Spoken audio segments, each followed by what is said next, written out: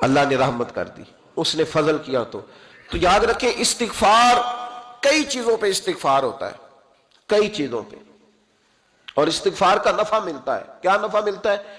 وہ سورہ نوح کی آیت نمبر 10، 11 اور 12 میں اللہ نے بیان فرمایا کہ استغفار صرف گناہ سے معافی چاہنے کا نام نہیں، بلکہ استغفار کا تمہیں فائدہ ملے گا۔ کیا؟ رب فرماتے ہیں فَقُلْ تُسْتَغْفِرُوا رَبَّكُمْ۔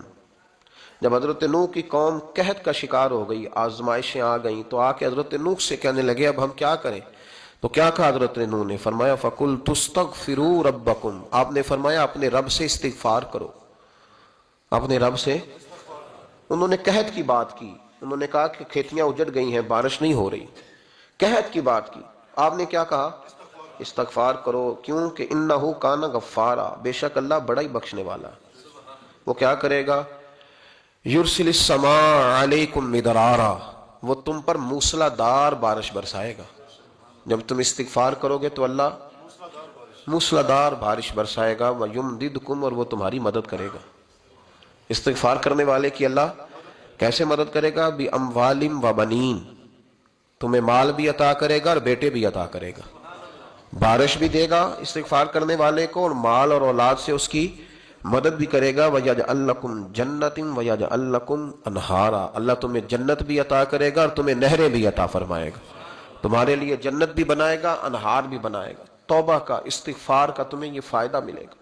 ایک استغفار، ہمارے بزرگوں نے وہ لکھا ہے کہ جب انسان کو اللہ نعمتیں دیتا ہے تو پھر رب کا حکم ہے کہ اس پر شکر بھی کرے، نعمتوں پر اللہ کا شکریہ نہ کرنے پر بھی استغفار کرنا چاہیے کہ اللہ تو نے بڑا کچھ دیا تھا پر میں شکر ادا اس پر بھی۔ ہمارا تو اب یہ حال ہے کہ جو ہمارے پاس چیزیں ہیں وہ ہم کہتے ہیں یہ تو میرا حق تھا، لیکن جو نہیں وہ مجھے فٹافٹ ملنی چاہیے۔ مطلب اگر میرے پاس صحت ہے تو اس کو میں اپنا حق سمجھ لیتا ہوں کہ یہ تو میرا، یہ چونکہ ٹھیک ہے جی، یہ تو صحیح ہے، تندرستی ہے، یہ تو ٹھیک ہے، لیکن کار کوئی نہیں، وہ ذرا مل جانی چاہیے۔ اولاد تو میرے پاس ہے، وہ تو میرا حق تھا، میرا رائٹ تھا، معاذ اللہ، وہ تو ہم نے حق بنا لیا۔ اور میرے پاس بنگلہ کوئی نہیں، وہ مجھے فٹافٹ مل جانا چاہیے۔ بھئی یہ کس طرح تیرا حق تھا؟ کس حساب سے؟ یعنی جو چیزیں ہیں ان کو سنبھالنے کی فکر نہیں ہے، اور جو نہیں ہے ان کے طلب کی فکر لگی ہوئی ہے۔ شکر نعمت کو محفوظ کر دیتا ہے، شکر نعمت کو محفوظ کر دیتا ہے، اور ناشکری نعمت کو لَئِن شَكَرْتُمْ لَأَزِيدَنَّكُمْ وَلَئِن كَفَرْتُمْ إِنَّ عَذَابِي لَشَدِيدٌ۔ اللہ فرماتے ہیں شکر کر، میں تیری نعمتوں میں اضافہ کر دوں گا، اور ناشکری کرے گا تو عذاب دوں گا۔ شکر نہیں نہ ہوتا، شکر نہیں ہوتا۔ دیکھیں نا، 100 روپے ابا جی نے دیا ایک بچے کو، اور اس کو کہا کہ جا دکان سے کچھ چیز لے آ، تو وہ 100 روپیہ اس نے رستے میں جاتے ہی کہیں پھاڑ دیا یا گوا دیا، تو اب وہ والد سے دوبارہ 100 مانگتا ہے، تو والد کہتا ہے کہ پہلے 100 کا تو نے کیا کیا؟ نہیں سمجھ آئی آپ کو میری بات؟ پہلے 100 کا کیا کیا؟ تو وہ کہے گا جی با میرا دل کرتا تھا میں نے پھاڑ دیا۔ جوان بچہ ہے، سمجھدار ہے، 12-14 سال کا ہے، میرا دل کیا تھا میں نے پھاڑ دیا، ختم ہو گئی بات۔ تو ابا نیا 100 دے دے گا؟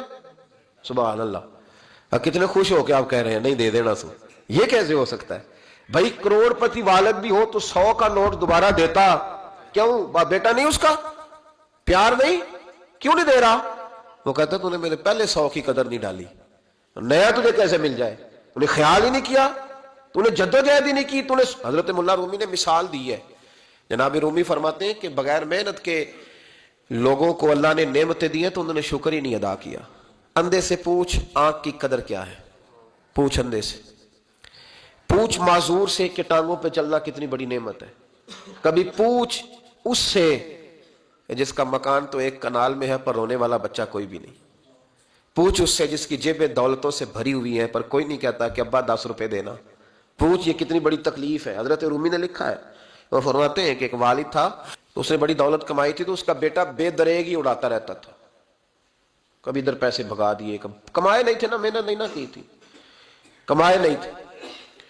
والد بڑا سمجھاتا تھا پر سمجھ نہیں آتی تھی، لیکن اس کے ابا کے ذہن میں ایک بات آئی، وہ کہنے لگا بیٹے یار میں کنگال ہو گیا ہوں، اچانک حالات خراب ہو گئے، ایک آنا مجھے چاہیے، دوائی خریدنی ہے، کہیں سے لے کے آؤ۔ اس نے کہا ابا مسئلہ ہی کوئی نہیں، یار ہی بڑے ہیں، بہت سارے لوگوں کے ساتھ رات میں جاتا ہوں روٹی کھانے ہوٹل میں، کئی ہیں جو میرا انتظار کر رہے ہوتے ہیں، فیس بک والے اور جناب وہ سیلفی والے، بڑے سارے ہیں جو کہتے ہیں تیرے بغیر گزارا ہی نہیں، بڑے ہیں جو روز سویرے اٹھ کے پہلے مجھے السلام علیکم کا میسج کرتے ہیں، پھر اس کے بعد کسی اور سے، بڑے ہیں کوئی مسئلہ ہی نہیں۔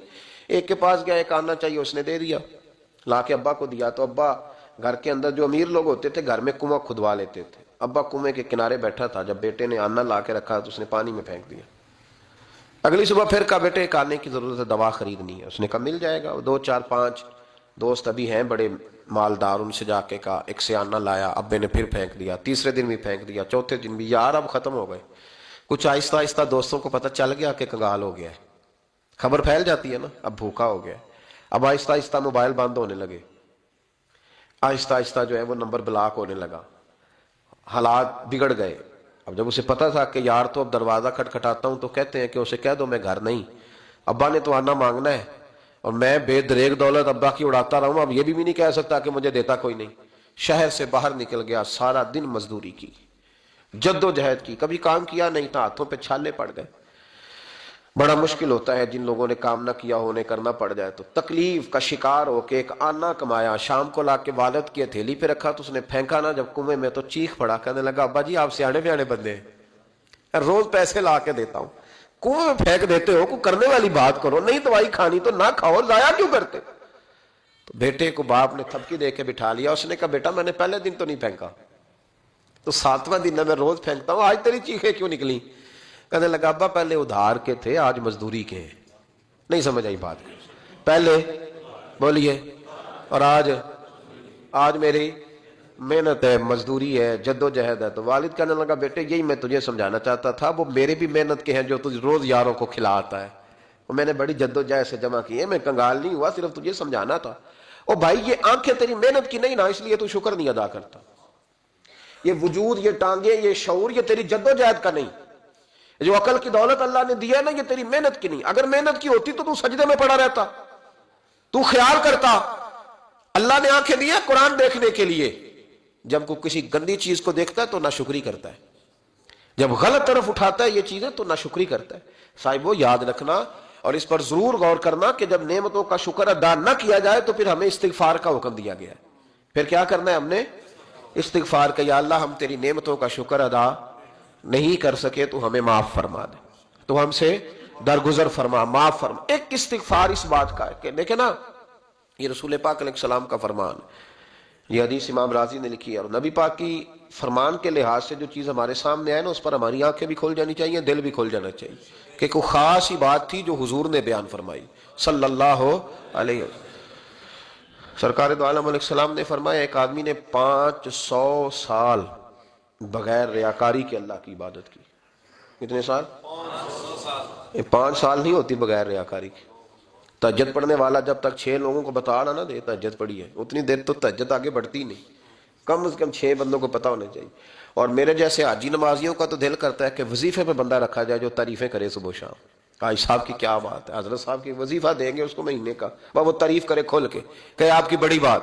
یہ مرض ہے، تعریف سننا نا یہ بیماری ہے، اس نے جھوٹ کو جنم دیا ہے، بہت بڑا مرض ہے۔ حضرت سعدی نے اس پر بہت بڑے مقالہ جات لکھے ہیں اور فرماتے ہیں یہ مرض کچھ لوگوں میں بہت زیادہ ہوتا ہے۔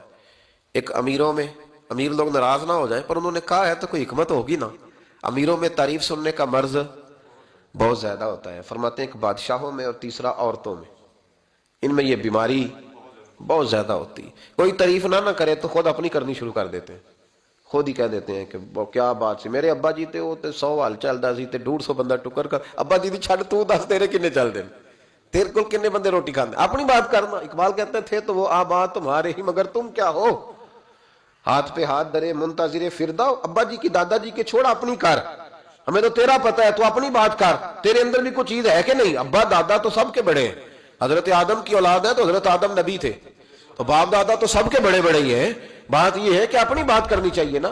تو یہ بیماری ہے، یہ نقص ہے، 500 سال بغیر ریاکاری کی عبادت، اور بیان میرے نبی کریم علیہ السلام فرما رہے ہیں 5، بولیے، یہ بہت بڑا مسئلہ ہے۔ دکھاوا نہ ہو، ریاکاری نہ ہو۔ ہم مجالس میں جاتے ہیں نا جناب، محافل میں، تو لسٹ ملتی ہے، یہ چودھری صاحب نے صدارت ہے، انہوں نے خصوصی تعاون کیا ہے، تو یہ فلانے صاحب ہے تو ان کا بھی نام لینا ہے، تو میں کبھی کبھی کہہ دیتا ہوں کہ یار آپ نے تو کہا تھا یہ نبی پاک کی تعریف کی محفل ہے، اور یہاں آپ نے لسٹ لگا دی ہے پوری تعریف کرنے والوں کی۔ کچھ ضروری ہے کسی کا نام لینا اور اس کا جناب ذکر کرنا اور اشتہار پہ اس کی فوٹو آنا، یہ کچھ ضروری ہے؟ ویسے بھی کوئی اچھا لگتا ہے کہ نبی پاک کے نام کی محفل اور میں صدارت کر رہا ہوں؟ ڈرنا چاہیے نا مجھے اللہ تعالیٰ سے۔ حضور کی محفل اور میری صدارت، اس پر کبھی غور کریں. اگر کوئی راہ طریقت کا مسافر ہوگا تو تڑپ جائے گا کہ نبی پاک کے نام کی محفل اور سرپرستی ایک ایسے آدمی کی جس کو وضو تک نہیں کرنا آتا. چھ معنی دار ہے، وہ دھندا ہے معاذ اللہ تعالی، جس کا جو دل کرے وہ کرتا جائے. 500 سال بغیر ریاکاری کی عبادت کی، 500 بڑا مشکل ہوتا ہے. حضور فرماتے ہیں یہی بندہ جب اللہ کے حضور کھڑا کیا جائے گا تو رب کریم اس سے کہے گا کہ چلو اس کو میرے فضل سے جنت میں لے. تو عرض کرے گا مالک فضل تو ٹھیک ہے پر 500 سال لگائے ہیں میں نے. 5 وہ مولوی صاحب میری طرح کے بیچارے جو امام مسجد ہوتے ہیں نا، تو وہ بھی کہتے ہیں جب میں آیا تھا تو 30 بچے تھے مسجد میں، اب 80 ہو گئے. اور بھائی یہ بندوں کو بتانے کی کیا ضرورت ہے، یہ تو اللہ کی رضا کے لیے ہے نا، تو چھوڑ اس میں اتنا تذکرہ کرنے کی کیا حاجت. 500 سال جس نے لگائے، بول پڑا یا اللہ 500 سال لگائے اور تو کہتا ہے کہ اس کو میرے فضل سے لے جاؤ. تو رب کریم نے فرمایا چلو کوئی نہیں، پھر انصاف کر لیتے ہیں. الٹی آنکھ کی روشنی نکال کے ترازو کے ایک پلڑے میں رکھو اور 500 سال کی بغیر ریاکاری کی عبادت دوسرے پلڑے میں رکھو. کبھی اس مریض سے پوچھنا جس کو ڈاکٹر کہہ دیتا ہے کہ تیری آنکھ کا علاج نہیں ہو سکتا. بے بس ہوتے ہیں ڈاکٹر، جواب دے جاتا ہے شعور. پوچھ کبھی اس شخص سے جس کو کہتے ہیں بس جناب اب آپ اپنی آنکھیں موجود ہونے کے باوجود آپ دیکھ نہیں سکتے، اتنی موٹی آنکھ لگی ہوئی ہے، لیکن روشنی اللہ چاہے تو دیتا ہے، نہ چاہے تو نہیں دیتا. 5 ایک آنکھ کی روشنی ایک پلڑے میں رکھ لو اور دوسرے میں 500 سال کی عبادت رکھ دی. اللہ اکبر. تو رب کریم نے فرمایا اب تولو. جب تولی تو وہ عبادت تھوڑی تھی اور ایک نعمت زیادہ تھی. اللہ نے فرمایا یہ تو بھائی اس کو تو 500 سال دیے تھے، یہ تو ایک نعمت کا شکر نہیں ادا کر سکا، پکڑو اس کو دوزخ میں ڈالو. یہ کر کے کیا آیا ہے؟ پکڑو جہنم میں ڈالو اس کو، لے چلو. ترمذی شریف کے لفظ ہے، نبی پاک نے ہمیں سمجھایا اور ایک جملے میں ساری بات ختم کر دی. حضور فرمانے لگے تو اللہ کی تھوڑے دیے ہوئے رزق پہ راضی ہو جا، وہ بھی تیری تھوڑی عبادت سے راضی ہو جائے گا. اور اگر تیرا پروگرام ہے نا لمبی چوڑی جائیدادوں کا، تو پھر سجدے بھی لمبے کر، پھر لمبے کرنا تو بھی. یہ کیا بات ہوئی؟ یہاں جتنی دولت بڑھتی جاتی ہے عبادت سکڑتی جاتی ہے، وقت ہی نہیں، ٹائم ہی نہیں. یہ بڑھا پھر. تو جب دوزخ میں جانے لگا نا تو پھر خیال آیا، تو حضور فرماتے ہیں استغفار کرنے لگا، کہنے لگا اللہ میں بھول گیا تھا، اللہ مجھے غلطی لگ گئی. استغفار کر رہا. تو جب اس نے استغفار کیا تو رب کریم تو پہلے ہی بڑا قبول کرنے والا ہے. یا اللہ میں بھول گیا تھا. فرمایا چلو جو استغفار کرے اسے تو میں ویسے ہی معاف کر دیا کرتا ہوں، اسے بخش دو، اسے میرے فضل سے جنت میں لے جاؤ. پہلا استغفار ہمارے بزرگ نے ایک مراقبہ کراتے تھے. مراقبہ ان فی خلق السماوات والارض واختلاف اللیل والنہار لآیات لأولی الالباب. مراقبہ ہوتا تھا اللہ کی نعمتوں پر غور کرنے کا نام. تو اکیلا بیٹھ، گردن جھکا اور غور کر خدا کا فضل کتنا ہے اور میری اس میں محنت کتنی، اس کا شمار کر. اس طرح کر کے 2 خانے بنا، ایک خانے میں اللہ کی نعمت رکھ اور دوسرے میں پھر اپنی محنت رکھ. اس کو کہتے ہیں مراقبہ. یہاں سے مراقبہ سٹارٹ ہوتا ہے. اور اگر تو شکر ادا کر رہا ہے تو پھر ٹھیک ہے، ورنہ پھر استغفار کر، پھر اللہ کے حضور معافی مانگ، پھر اس کے حضور آہوزاری کر، پھر اس سے کہہ کہ وہ معاف کرے. ہم لوگ یہ والا مراقبہ نہیں کرتے، اس لیے جو چیز ہے وہ تو میرا حق تھا، مجھے فٹافٹ دوسری بھی چاہیے.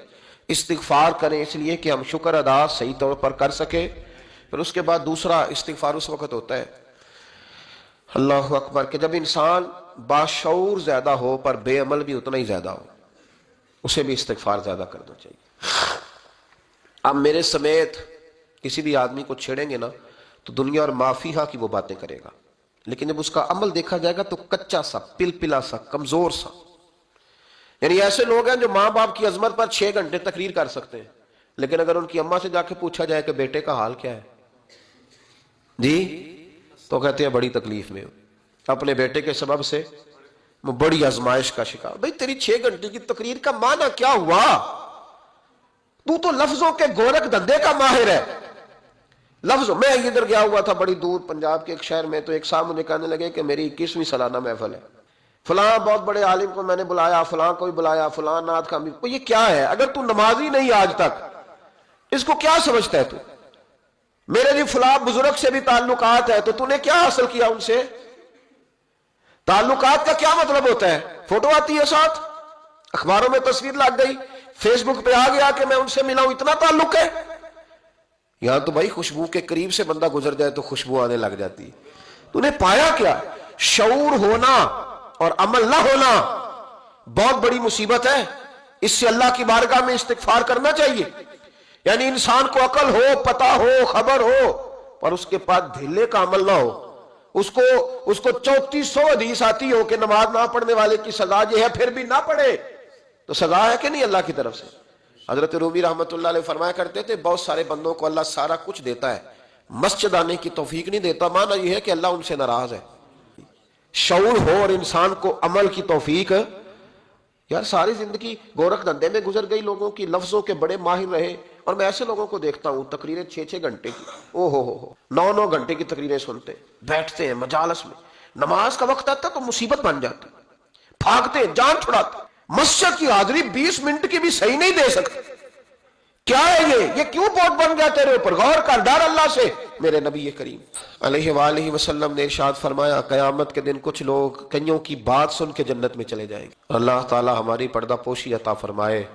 कहा कुछ तबलीगें करने वाले दोज़ख के दरवाजे पे खड़े होंगे तो वो जन्नती कहेंगे कि मौलाना पीर साहब, हम तो आपकी बात सुन के जन्नत में जा रहे हैं, तो आप ये यहाँ क्यों खड़े हैं? तो वो कहेंगे, हाय अफसोस, मैं कहता तो रहा पर अमल ना कर सका।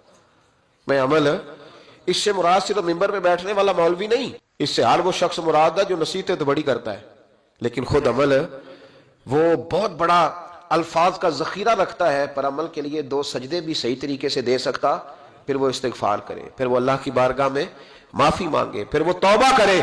इसलिए कि जो जितना बड़ा होता था ना, उस पर खशियत भी उतनी ज्यादा तारी होती, उस पर खशियत भी उतनी, जितना हजरत उमर फारूक रज़ी अल्लाह तआला अन्हु को जख्म लग गया, शदीद जख्म लगा, आप आ गए, बड़ी ज्यादा खून बह गया है, बहुत सारे सहाबा आपके गिर्द जमा हो गए, हजरत अब्दुल्ला इब्न मसूद भी आ गए, तो जनाब उमर रोने लग गए। अब तो रोना आता ही नहीं लोगों को।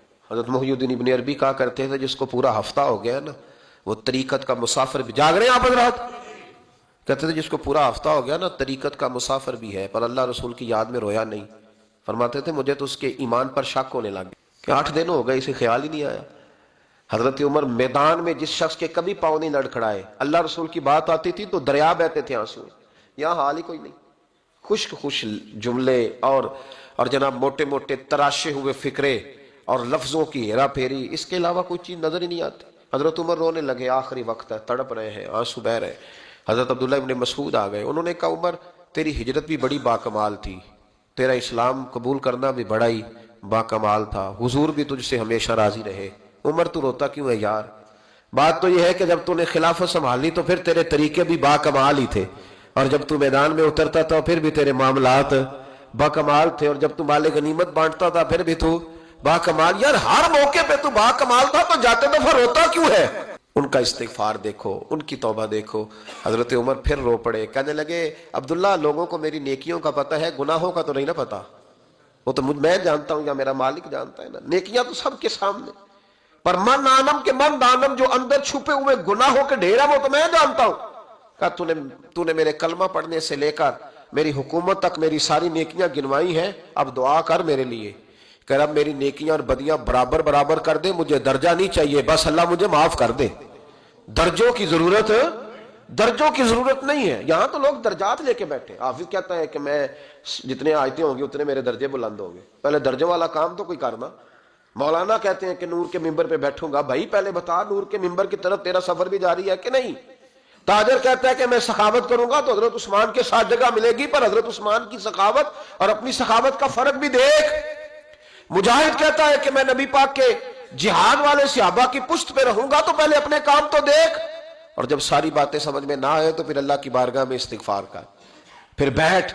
बड़े लोग इस्तिगफार करते, माफी चाहते, और ये इस्तिगफार फिर इतना करम करता, इतनी आसानी करता, इस कदर बेहतरी करता कि वो मांग तो अपने गुनाहों की माफी रहे होते थे और अल्लाह रहमतों के दरवाजे खोल देता था। इमाम हसन के पास एक शख्स आया, हजरत अमीर मुआविया बैठे थे, तो उसने इमाम हसन से आके कहा कि हुजूर औलाद नहीं है, कोई दुआ कर दे। तो जो है मेरी बात पर, अब भी लोग पीरों के पास आते हैं ना, माशाल्लाह से, अल्लाह खैर फरमाए। तो पीर साहब अगर वजीफा बताए तो वजीफा चूंकि पढ़ना पड़ता है, वो काम मुश्किल है। लिहाजा तवीज तो पीरों ने भी अब माशाल्लाह बड़ी तरक्की कर ली, उन्होंने भी तवीज छुपवा के रख लिए। कौन लिखे इतने तवीज, जो कि हर मुरीद को तो तवीज चाहिए। उन्होंने ना जी तवीज पक्के छुपवा लिए, कुछ ने मोहरे बनवा लिए। तो देखता रहता हूँ, मेरा शोबा है ना, मैं देखता रहता हूँ कि मोहर लगाई, उसको बांधा, اللہ خیر کرے. تو اب وہ نفسیاتی معاملہ ہے، ظاہر ہے 100 بندہ تمیز لے کے گیا ہے تو 1.5 کو تو فرق پڑے گا ہی نا بیچ میں سے. تو جس کو فرق پڑ گیا اس کا فیس بک پہ دے دیا کہ یہ میری کرامت ہے جی. تو جس کا نہ پڑا جی جڑے محرم راز حقیقت دے او تے راز حقیقت کھول دے نہیں. اے جنہ ویکھیا نہیں او کرن گلاں، جنہ ویکھ لیا او تے بول دے ہی نہیں. ہمارے ایک حضرت تھے تو ان کے پاس ہم بیٹھے تھے، نیک آدمی، تو تویز دیا تو مرید کہنے لگا حضور دوبارہ کب آؤں؟ کہنے لگے فرق پڑ گیا تو آ جانا، نہیں تو کہیں اور چلے جانا. اس لیے کہ شیخ عبدالعزیز دباغ رحمت اللہ علیہ کے ایک مرید نے کہیں تنقید کر دی تھوڑی سی. یہ لفظ بس نا بہت بڑے ہیں، ان کی میں تشریح نہیں کروں گا، جتنے جملے اتنی بات کر کے بیت جاؤں گا. ان کی تشریح نہیں ہو سکتی، یہ ان کی توضیح نہیں ہو سکتی، کچھ تفصیل نہیں ان کی ہو سکتی. یہ جملے بڑے، میں کوئی تشریح نہیں کروں گا. اس نے کہا کہ حضور فلاں فلاں فلاں فلاں جگہ مجھے پریشانی ہے آپ کے حوالے سے. تو آپ فرمانے لگے میں نے کون سا باندھا ہوا ہے؟ نہیں سمجھ میں بات آتی تو کہیں اور چلا جا. باندھ کے رکھا نہیں، دروازے کھلے ہوئے کہیں اور چلا جا، ختم ہو گئی بات. تنقید کرنے کی ضرورت چھٹی. اس لیے کہ وہ لوگ بت نہیں بناتے تھے کہ بس ادھر ہی پوجا کرنی ہے کہ کہیں اور نہیں جانا. یہ چھوڑے ہے نا ہمارے چکر چلا ہوا، میرے علاوہ کہیں اور نہ جانا. شیخ عبد الوہاب شرونی فرمایا کرتے تھے یہ تو نقص ہے تیرے اندر کا، یہ تو تیرے اندر کا نقص ہے. اگر تو قابل ہوتا تو کہتا جا سنگیا سارا زمانہ دیکھا، اگر کو میرے جیسا ملا تو چلا جانا، اور اگر میری طرح کا نہ ملا تو پھر کہیں اور جا دیکھا سارا. او بھائیو کیا چکر ہے؟ وظائف لوگ پوچھتے تھے تو ان پہ عمل کرتے تھے، وہ چیزیں فائدہ دیتی. حضرت امام حسن سے آ کے وظیفہ پوچھا، اس شخص نے کہا حضور اولاد کوئی نہیں تو وظیفہ بتائے. تو آپ نے فرمایا استغفار پڑھا کر. کیا کر؟ اس نے کہا ٹھیک ہے. تو حضور پھر میں دوبارہ کب آؤں؟ تو امام حسن کہنے لگے بے اولاد ہے نا تو، استغفار کا وظیفہ بتایا نا؟ کہا ہاں. فرمانے لگے اب اس وقت آنا جب اللہ تجھے 10 بیٹے عطا کرے گا. کتنے؟ 2 4 نہیں، 10 ہی کہہ دیے. تو حضرت امیر معاویہ رضی اللہ تعالیٰ دیکھا، کہنے لگے حسن اتنا بڑا دعویٰ؟ آپ فرمانے لگے میں نے کہہ دیا نا تو اللہ فضل کرے گا. ہاں ہاں اللہ خیر کرے گا، خیر ہو جائے گی. وہ شخص کئی سالوں کے بعد آیا، کئی سالوں کے بعد. تو حضرت امیر معاویہ کو بھی ساتھ لایا، کہنے لگا حضور اللہ کے فضل سے اللہ نے 10 بیٹے عطا فرمائے، پورے 10 ہی اللہ نے دیے. تو حضرت امیر معاویہ کہنے لگے جناب بات تو آپ کی سچی ہو گئی، پر مجھے بھی بتائیے وظیفہ کہاں سے لیا؟ فرمانے لگے قرآن پاک سے. سورہ نوح کی 10 11 12 آیت پڑھو. اللہ فرماتے ہیں تم استغفار پڑھو، میں تمہاری بیٹوں سے بھی مدد کروں گا، مالوں سے بھی مدد کروں گا. تو میں نے استغفار بتائی تھی اور قرآن میرے اللہ کا ہے، رب کا وعدہ جھوٹا ہو سکتا؟ فرمایا 10 بیٹے ملنے تھے، میں نے کہہ جو دیا تھا. اور میرے بھائیوں یاد رکھیں استغفار اللہ کی رحمت نازل کر. ایک ہوتا ہے خوف، ایک ہوتی ہے خشیت. خوف والے لوگ توبہ کرتے ہیں، خشیت والے استغفار کرتے ہیں. ایک ہوتا ہے خوف، ایک ہوتی ہے خشیت والے استغفار کرتے ہیں. نبی کریم علیہ السلام نے فرمایا میں دن میں 100 مرتبہ استغفار کرتا ہوں. دن میں توبہ والا کہتا ہے کہ میں بھول گیا تھا مجھے معافی مل جائے، اور خشیت والا کہتا ہے میرا یار ناراض نہ ہو جائے، وہ استغفار ہی کرتا ہے.